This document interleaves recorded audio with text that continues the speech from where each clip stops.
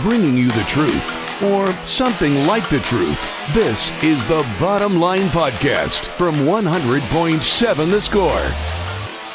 I'm Mike Hebert, owner of Cantex Roofing and Construction. Every day is game day, and we'll get it right when it comes to your roofing, construction, windows, and mirrors. Call Cantex Roofing and Construction today. Together, we are one serving you. Hey, what's good? Happy Tuesday. Good afternoon and welcome to the Bottom Line on 100.7 The Score, 100.7 The Score mobile app, and on television, Fox 34 News Now, YouTube, Fire Stick, Roku, Apple TV, lots of different ways to take us in. However you're doing so, we are glad you've decided to make us part of your Tuesday afternoon. We being myself, Chois Woodman, alongside Trent Hilliard.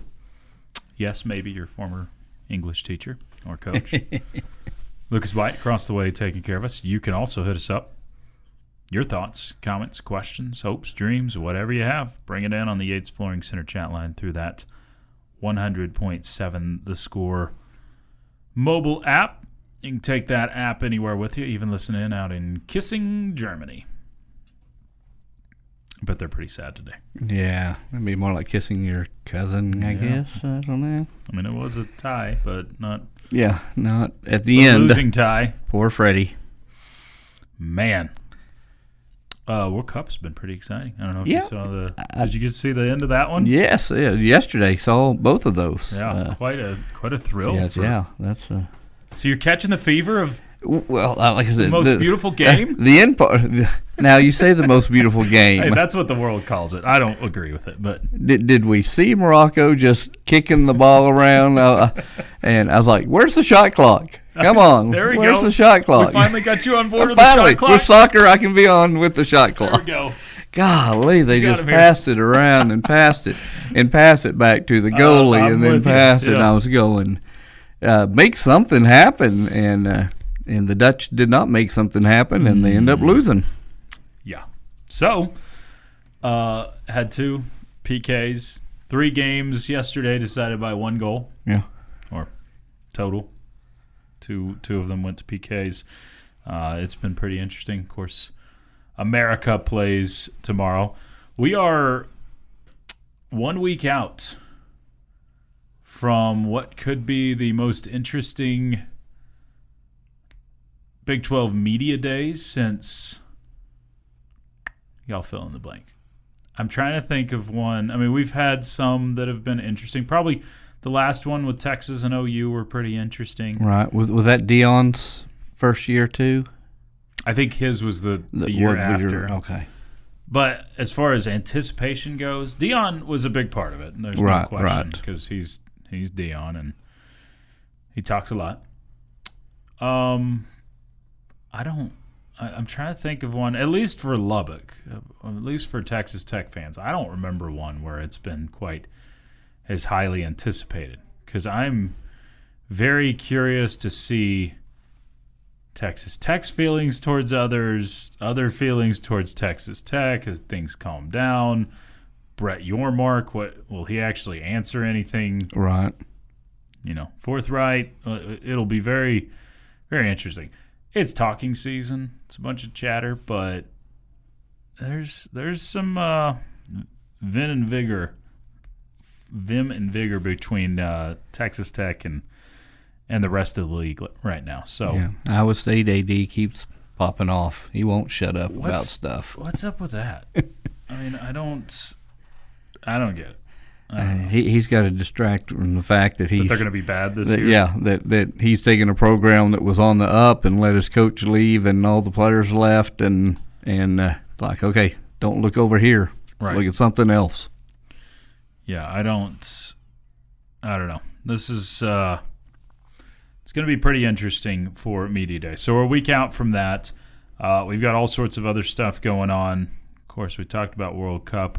There is a new docuseries that we learned about yesterday. Yeah.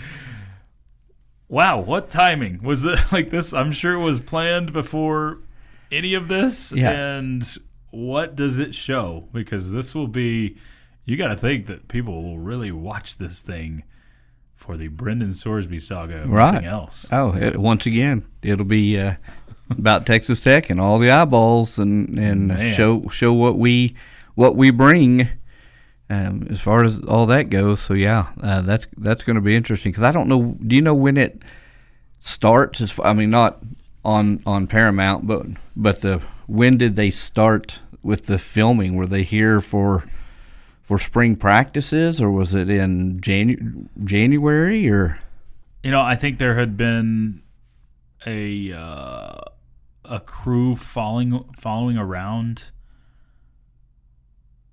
I'm trying to think if it started with the Orange Bowl or when, but I think there's been a crew that's been following around for a while. So, okay.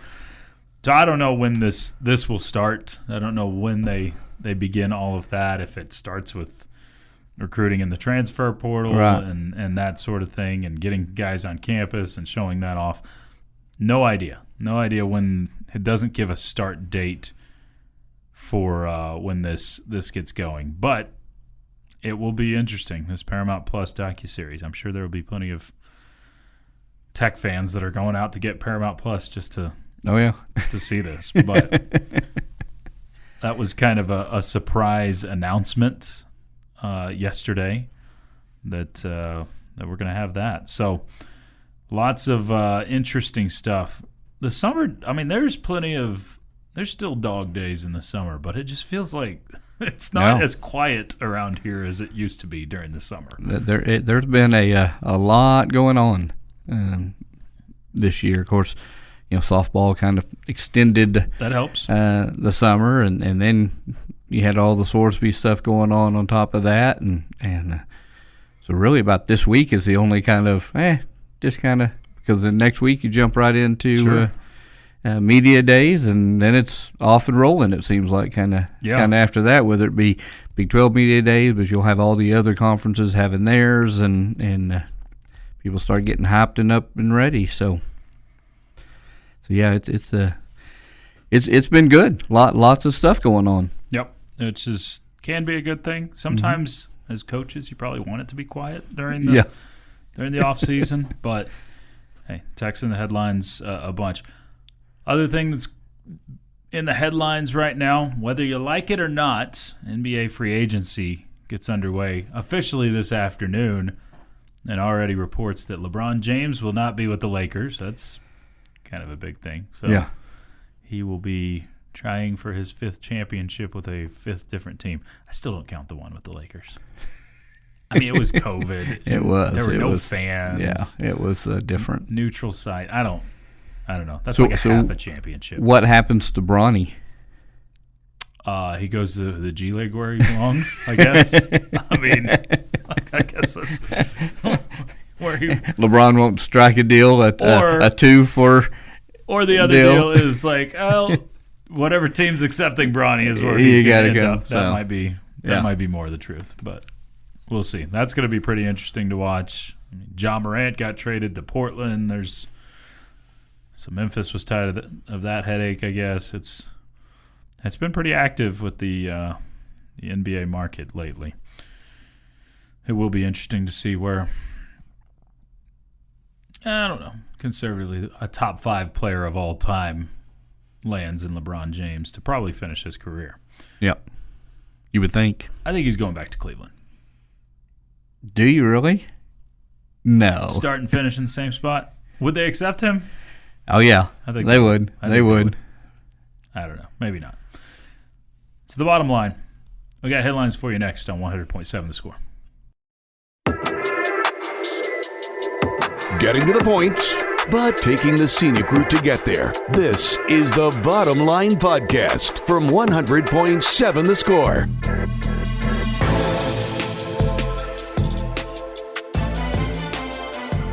Rolling on to our numero dos with the bottom line. 100.7 The Score, the 100.7 The Score mobile app, powered by Happy State Bank. We're on TV, Fox 34 News Now, YouTube, Fire Stick, Roku, Apple TV, even 950 on your AM dial. Lots of different ways you can watch or listen to us. However you're deciding to do so today, we thank you for making us part of your Tuesday. Jamie Lent drops into the First United Bank studio. He's to my right. I'm Chois Woodman. Lucas White across the way taking care of us. You can also join the conversation if you'd like. Thoughts, comments, questions, hopes, dreams. Bring it all in on the Yates Flooring Center chat line. You can even listen in if you're out in Impact, Texas. I believe that's in the Abilene area. Okay, never heard of it. Jamer. Joy, sir. How do you do today? I do great. You do great things. I try. Every once in a while I get it right. That's good. So, happy social media day to you. Do what now? It's social media day. We have a day for social media. Okay, can we everybody promise that they won't use it all the other days? Yes. No. Can't make that promise. But I also will not promise on National Burger Day that I'll only eat burgers on National Burger Day. Yeah. That's really disappointing. The funny thing is this little article thing says today is social media day. Do we really need to celebrate it? Oh my gosh, no. Goodness, no. I'm a little disappointed because today is the birthday of my dog. And so I hate that he shares his birthday with National Social Media Day. Yeah.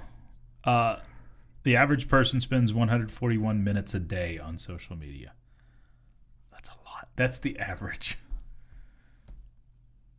The doom scrolling thing's real. Over 5.4 billion people use social media in 2025. Are we sure there's 5.4 billion using it, or are half of those bots, or not bots, are half of those burner accounts where two people are the same person's using multiple accounts? We're referring to Kevin Durant right now, yeah, right? Mostly. Right. Kevin Durant, there's a few out there. If you had a burner account, Choice,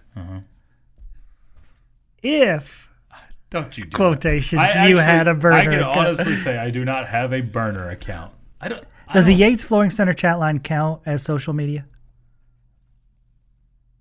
No. No. I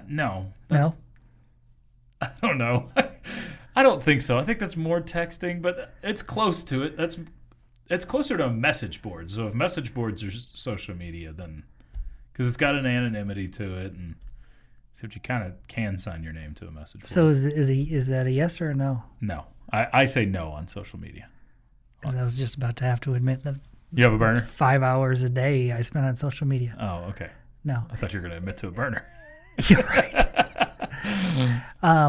If you had a burner account, Choice account, if Choice had a burner account. Stop doing the air quotes.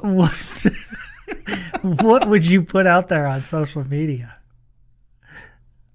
Oh, man. What would I be like talking up or trashing on?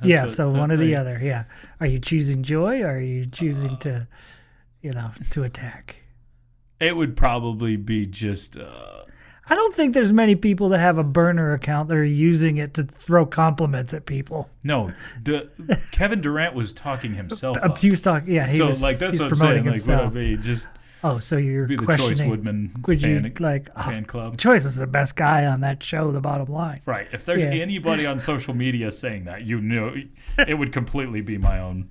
Yeah, because I know not even Megan would do that. No, she would not. No. It would probably be just hate on the Big 12 account at this point. Definitely wouldn't be Choice's youngest son, who I put a good whooping on this morning. Man. I thought Clint was the one that hyped him up a little bit too much. But no, Jamie's like wrestling my kid and he tried to tackle pinning him to the ground. I put him down. He didn't kill him. It wasn't a dog. He didn't put him down like that. But I put him down on the ground. Sometimes you just you got to get put down. Surely I calmed him down for you, right, Choice? I had to drag him out of the building because he was trying to break your door down. It's a good thing my office door locked. After he closed the door and locked it. I had to drag him out. My youngest son, I'm not kidding, has probably the most confidence of any human on the planet and the least confidence. Well, he has no in between. If he loses a basketball game, I don't want to play this game anymore. I'm not kidding. Do I have to play next year? I'm not kidding. How many times do I have to play next year? I mean, what's it going to take for you to work on, his ability to match his colors? I mean, he had a blue and yellow shirt on with green shorts and black sneakers. I mean, what are we doing? I forgot. This is why I had to put him down, because I had to tell him, he needs to, get his clothes to match. I had forgotten that I was the one in charge of the youngest this morning, so I had to go get him out of bed real quick before I'm leaving the house, and he dressed himself, and I'm like, I don't have time to. Yeah, he had green shorts and friendship shirt, tech hat on, and it's all right. He just represents all over the place. That's all. Oh, Jamie actually named his dog Tom after MySpace Tom. I don't know what that is. That a joke? I don't know. You don't know who MySpace Tom is? I do not know who MySpace Tom is. Back when you had to rank your friends, Tom was everybody's one friend on MySpace. Oh, that was like the default? He was the creator, yes. Oh, okay. He created and he was like your friend. But back when you had to rank your friends like 1 through 10, the people that were cop-outs and didn't want to have to rank their own friends or didn't have just left it up there. Just put Tom at number 1. But we all know Choice's mom made him put his brother on there. I know. And the worst part was I had 2 brothers, so one got left out.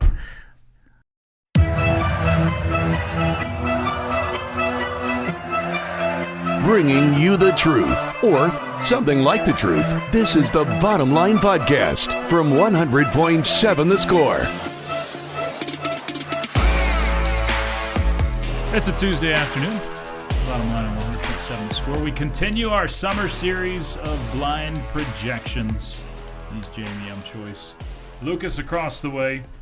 We've had 3 different pickers. Do you think we can get 16 different pickers behind the glass? Probably. Okay. Mm-hmm. Lucas will be our 3rd different picker. Evelina's picked for West Virginia, or against West Virginia, I guess, depending how you look at it. Joel picked Utah, and he was not high on the Utes, by the way. And then now Lucas will pick the UCF Golden Knights. Jamie will go first. I'll be second. And Lucas will have the swing pick if we have a swing. Is the name of their stadium the Acrisure Bounce House? Yes, it is. The Bounce House. The Bounce House. Their website has a big thing at the top that says, "Why We Bounce." It is called the Bounce House. It is. I have not been there. I've heard that it, like a lot of their facilities, not quite up to date for Big 12 standards yet. Oh, is there but a poll? Is there a poll in the way? Probably. All multiple. Right. Personal story. Sorry. Yeah, Jamie's still a little raw on that one, understandably so. All right. So far we've picked West Virginia. We've gone reverse alphabetical order, and Utah. We had the Mountaineers at 4-8. We have the Utes at 10-2. Where will UCF be? Bethune-Cookman, the first game. Do I need to ask? Is anybody picking whatever the Bethune-Cookmans are? The Knights will bounce to a blowout win. Oh, boy. Here we go. So many bounce references we get. Do I need to ask you, Lucas? Are you good? Okay. All wins for the Golden Knights. They start 1-0. Oh, they don't like to be called Golden. I'm sorry. Then they go to Pittsburgh for a Power 4 matchup. 2:30 on September 12th. By the way, that first game is a Thursday night game to open the season. At Pittsburgh, Jamie. Yes. Knights or Panthers? Okay, I'm sorry for, treating this like the okay. Power Hour here. Okay, so it's the Acrisure Bounce House, right? Oh, this confused me too. I'm seeing what you're saying. There's Pitt Stadium, Acrisure Stadium. So is this Heinz Field? I don't know. Because I thought Pitt played. Maybe the Heinz Field is called Acrisure now? It is. Who knew? I'm a little bit sure. I don't know that I'm Acrisure. Jamie, I'm not kidding. Before the last... It was all right. That joke's a little later, but I'm not sure before the last 3 minutes I have ever heard of Acrisure in my life. LA. Don't even know what they do. I'm assuming it's insurance. They make stadiums, apparently. Yeah, that's all over the East Coast. So, yes, Acrissure's bounce house, then Acrisure Stadium. Okay, sorry, just had to get that out. I'm taking Pitt to win this one. Jamie's going Pitt. I'll take you... whatever this is. UCF? I don't know. Well, I was going to take UCF, but then there's just something in me that changed my mind. Okay, I'm going Pitt. I don't know why. I'm going to go with Pitt. Okay. Loss across the board. Georgia State at home. It's family weekend, in case you were wondering. Yes. Family weekend, okay. Yes. UCF never loses on family weekend. That's what I've been told. Yeah, you can't lose on family weekend. You can't. Okay. Your grandparents would be very disappointed. 2-1 through non-conference play. Conference play opens up on September 26th against the TCU Horned Frogs in Orlando. Who you got, Jamie? I'll take TCU. I will take TCU. I'm going to say this with more confidence. I'm going to take UCF. Ooh, okay. So Lucas differing on that one. Overall at 2-2. At Houston at touchdown East Carolina University Stadium. It'll be the first time all season that they play in a stadium not named Acrisure.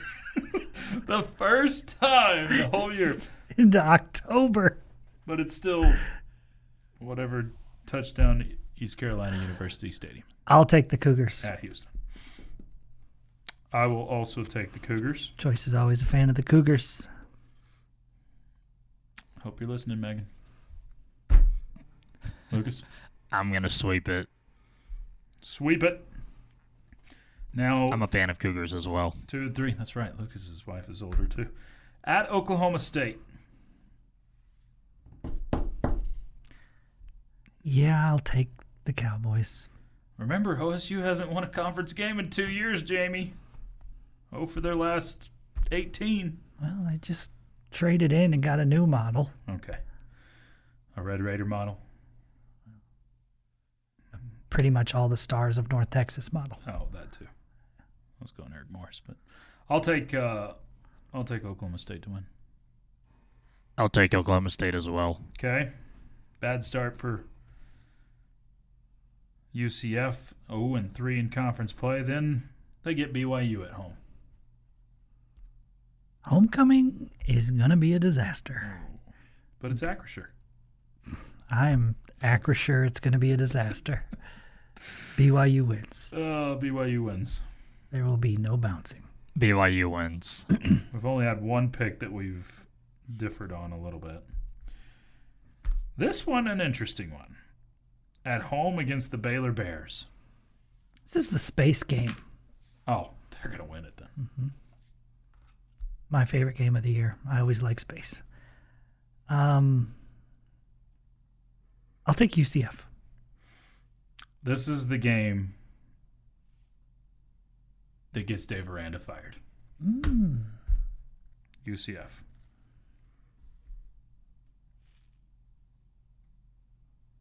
This is their space game. One of two Friday night games. Oh, that's right. Yes. It is. So I'm going to go ahead and take UCF in this one. Bouncing their way to a win. At Kansas.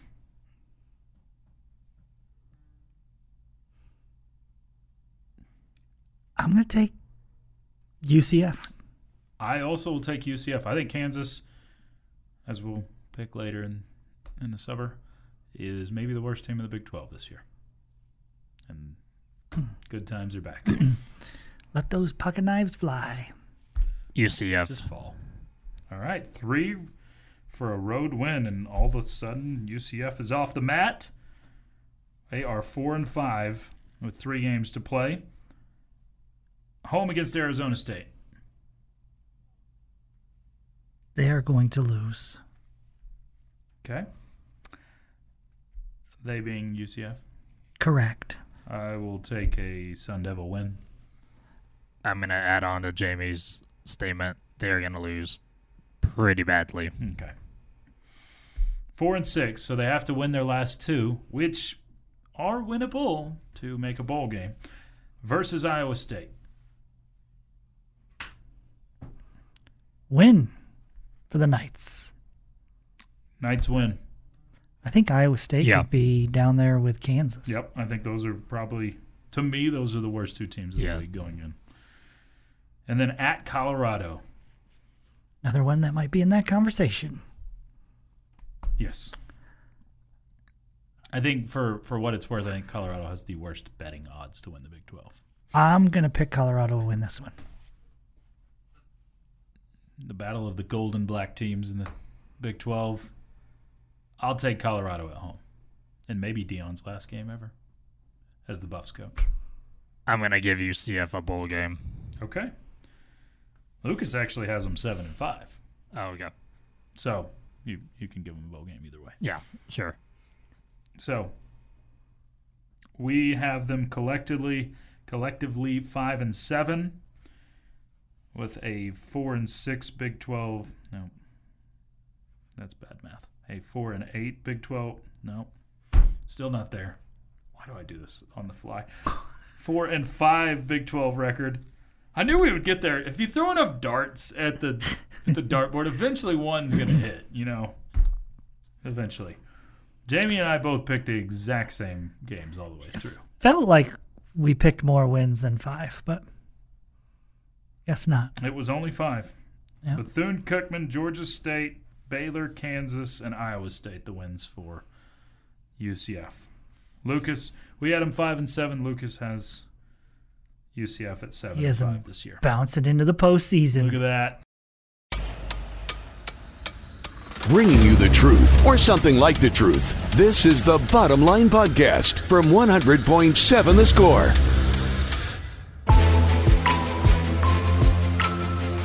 He's Jamie Lent. I'm Chois Woodman. This is the Bottom Line on 100.7 The Score and the 100.7 The Score mobile app. Chois Woodman and Jamie Lent with you, as I just said. I'm distracted by a text of a purple field I just saw. Purple dirt. Well, I think it's... Is that real? I think it's turf. Okay, sorry. Purple derf. Yes. The turf. What school dirt. is it? Said that backwards. The College of Idaho. Yeah, their baseball stadium. The base paths. This is one of those fields, too, that has the infield turf and the outfield real grass. Okay, that's weird. That bothers me. They used to do that at Big Spring High School. I don't know if that's still the same way. I've seen it some other places. I think there's some D1 schools that did that. I think Texas Tech at one point was both. Was half and half. Yeah, like just pick a lane. Go all the way in and stick with it. All right, Jamie, let's get to a question of the day, shall we? Time now for Jamie's question of the day on 100.7 The Score. Brought to you by someone not named Jamie and presented by Connecticut of West Texas. Life's hard, your water shouldn't be. Jamer. Choicer. Our fine listening audience. Today I ask you, with the revelation that Texas Tech will be featured in this Paramount Plus 4-part docuseries, what is the best case scenario that comes out of it, and what is the worst case scenario? Something weird happened? No. They were rowing boats. Oh, yeah, they do that in the Norway games. Best case scenario that can come out of this, worst case scenario. This will air, I think, in August. If that matters. Whatever worst case scenario would be shocking that Texas Tech allowed it to be put together if there's a worst case scenario. Yeah. So that's why I'm saying, like, what is the worst that Tech would have allowed? Or, I mean, because I don't, if Tech was sitting there, if Joey McGuire was just lying through his teeth the whole time about, oh, we don't care if he's sitting there like, we don't care about Brendan Sorsby. We just want the best quarterback on the field. if he were to say something like that, that's not getting aired. I mean, yeah. And I don't think by any means he would say something like that. But right. So you have to, put it into the context of what could get aired that would be worst case.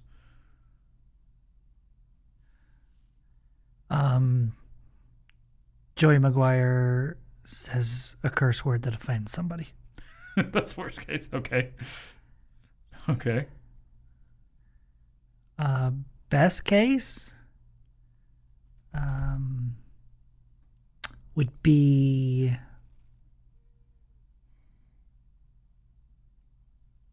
that Texas Tech comes across as truly caring about the individual and not worrying about the football side of things. Okay. Lucas?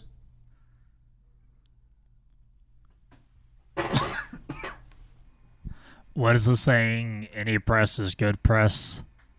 Mm-hmm. So I think that might be kind of on the scale of best case scenario, kind of give kids kind of like an inside look of what the facilities look like. And yeah, ultimately maybe the coaching staff or the, that they come across well and players out there say, that's a coach I want to play for. Yeah. Okay. Or maybe the facilities are so highlighted that kids are like, dude, I want to go play there. Right. That's top notch. Yeah. So I could that's a good point, pull Lucas. a kid or two, just kind of getting a little look into what it would be like to be a Red Raider. Worst case, it's hard to determine that, but maybe an incident that occurs in practice that nobody hears about, and it just kind of comes out during the taping of the show that something goes on. I don't know, maybe a fight between players or something like that. I don't really have a worst case. Yeah, I think the worst case is very minimal. I'm with you guys on that. I don't think that there's much that would be. If there was anything, that was controversial, you would have think that Texas Tech would have been clipped that on the editing bay. Right. Well, and that's the question: is how much freedom does Texas Tech have? Obviously, I assume they have the freedom of stopping it altogether. Yeah, it's like watching the Last Dance. It was what happened during that stretch, according to Michael Jordan. That was pretty well it, yeah, because he had the last say-so on everything. Everything. So, I think best case scenario is I'm in lock with Lucas. I think best case scenario is that it's more publicity. Yeah, good promotion. I think it's more publicity for Texas Tech because I don't think you're changing anybody's mind. It feels like everybody's got their mind made up on Texas Tech. Yeah, you could be portrayed in a much better light. It could be, the Tech did the right thing as far as standing behind their player, those sorts of things. Or, man, they really love their student athletes. But most of the people that have their thoughts towards Texas Tech are made up anyway. And it's like politics. You're not going to convince a Democrat to be a Republican or the other way around. It's people's minds are made up on Texas Tech, so I don't think it's going to come from that. Worst case to me is sometimes you don't want to see how the sausage is made. Sometimes I don't know that there's anything like that that's going to be aired. I don't think there would be anything like that's going to be aired, but I think it's just like seeing drama in general, seeing your team in drama. Because I like watching Hard Knocks to see other teams and their drama going on. I don't really want to see my own team's drama. But maybe there's not much of it. I have no idea. We'll see. Like, I would have been fascinated to see this series on last year's team. Leading up with the mixture of guys that you had, it would have been a ton of fun to see that. And you got to see some of it with the brand and some of those things they put out, but this seems like it's going to go a little further in depth. One would think. Y'all keep your thoughts coming in on the Yates Flooring Center chat line through that 100.7 The Score app. Can you repeat the release date of the doc one more time. They have not set a date. It says before the season starts. I think someone else said August. So just sometime before the season starts. Now, they've been filming since January. We do know that. So, worst case is curtain pulled back and other teams see what we do and use it for themselves. Okay. That's an interesting view. See exactly how things are being run and why you're having so much success with it. Because right now, the story is that it doesn't matter who's running things. They're just buying everything. Maybe there is more to it.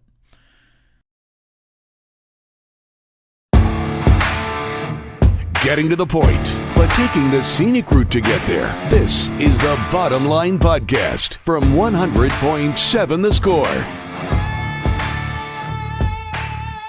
that time of day. Time for Tell Me I'm Wrong. Part of the Bottom Line on 100.7 Score and the 100.7 Score app. Choice, Jamie, Lucas, all with you for another half hour. And Jamie brings us our statement for today. All right, gentlemen. In the last little bit more than a month, the Red Raider men's basketball team has signed 2 high school players. While I mean no disrespect to either player, not really even diving into either player, the fact that you are adding high school players at this point and not guys through the transfer portal should give you a little bit of concern. Tell me I'm wrong. Well, Jamie, since I'm a choose joy guy, I've chosen not to spend extra concern with this basketball roster. I think my guess basically at this point is you've got multiple guys on the other side of the pond that you're bringing over. Okay, that would be good news. And you're just, until those announcements are made, shoring up your back end of your roster. So you've got, 13 scholarships, I think, to fill. And these are basically pieces that don't cost you money, don't cost large amounts of money. Big money. The rest of your big money spent is still to be announced. I think deals are done in place. So I think you're going to get a couple of signings announced at some point. So multiple deals, as you said, but you're assuming they're all coming from overseas. Yes, because of the timing at this point. Because you would have. So you don't think there's anybody else coming through the portal? I know there's still guys in the portal, very few, but there's guys, as far as splash guys in the portal. You might as well spend on high school guys for the back end of the roster rather than going and getting someone that's a 2 points per game guy from the portal. Take a chance on a guy that you may think could develop into something, or something like that. So I'm disagreeing with you, not strongly either way. I have spent very little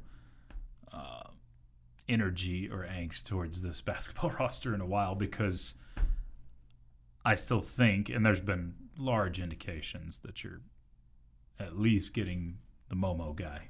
I mean, Kellen Buffington is putting out cryptic tweets on it, so yeah. So I still think you're getting multiple guys from the portal, but so you're saying from overseas. No concern. Minimal concern. I won't say none, but about as little as it can be without it being none. Lucas? Looking at this roster that is currently put together, this is a very guard-heavy roster, and that kind of puts into my mind that this is a roster built around scoring threes efficiently, shooting a lot of them. I think the roster may not be as deep, but I think with the guard play, it'll be a very fast team and a very exciting team to watch. So, I guess kind of what McCaslin had at Baylor with a lot of speed. Baylor did have height when he was there, but I think this is definitely going to be a team that shoots a lot of threes and just gets the fans excited. Just a lot of guns up three balls this upcoming season. Yeah, up tempo and quick shots and exciting brand of basketball. It's fun to think about. Sure. Yeah. Sure. If you're talking about multiple guys, Choice, I think it's got to be multiple bigs. It's got to be multiple. Yeah. And it's got to be multiple bigs. Agree. You don't need any more guards. You need bigs. I'll take a forward. I mean, it doesn't have to be a center out there. Okay. I think he can one be of them's got to four. be a center. Probably. Yeah. But I think one thing that they're counting on this year is development of a couple of guys on your roster. I do think they are counting on that. Whether that's comfort for anybody else or not, I think. Yeah, I think it's similar to what you've got going in the baseball transfer portal, because you're counting on guys that are developing, both that you're bringing in and the guys that you have on your staff. And you absolutely, I think, if you're going to have success on the baseball field, just like on the basketball court, you're going to need guys to develop. You are. It's not surefire at this point. It's guys taking steps forward. Yeah, I think that I think with Hoover and with the Quintock, you got to have some from them. So at minimum, they've got to be good backups for you. And that's where, because I think the depth is going to go there. I think the other part that I don't think is getting that is getting some or getting little attention, that is a real possibility, is that you have a big man named JT Toppin back sooner than people thought initially.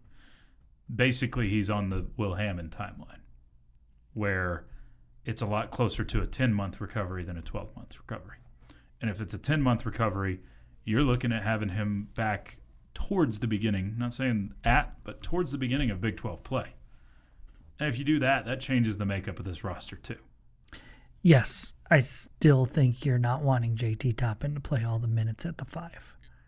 Agreed. Yeah. I agree with that, and I would love if you're able to have someone else that takes some of that burden and pressure. And even if he's especially back, a guy coming off of an injury. Yeah, if he's back mid-January, you're not throwing him in there 35 or 40 minutes a game. It's probably closer to 25 to 30. So you can't count on it, but it still does factor into your overall product. The question is how, if you are ended up counting on JT Toppin quite a bit, how good can you be leading up to when he's back full time? Because your team can be excellent towards the end of the season with JT Toppin, but you can't dig yourself into 8 or 9 seed hole where you're playing a 1 seed in the second round of the tournament. Sure. Even with JT Toppin, because that would be really difficult to come out of. But yeah, I think there's reason for concern. I don't fault anybody who is worried about it at this point, because the roster makeup as it sits right now is very incomplete. It's incomplete. And you're going to have some really good guard play, it seems. Very good offensive guard play.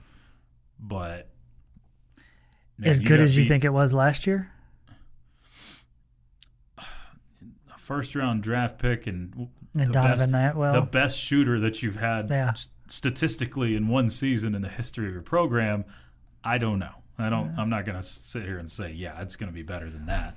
Yeah, I think it would be the no would be the answer. But I think you have 3 that are pretty good, and you had 2 that you felt really good about last year. So maybe among those 3, it's pretty good. We'll find out a long time from now. We got Most interesting facts of the day for you next. It's the Bottom Line on 100.7 The Score. This has been the Bottom Line Podcast from 100.7 The Score. Go to 100-7thescore.com for more from the Double T Sports Network.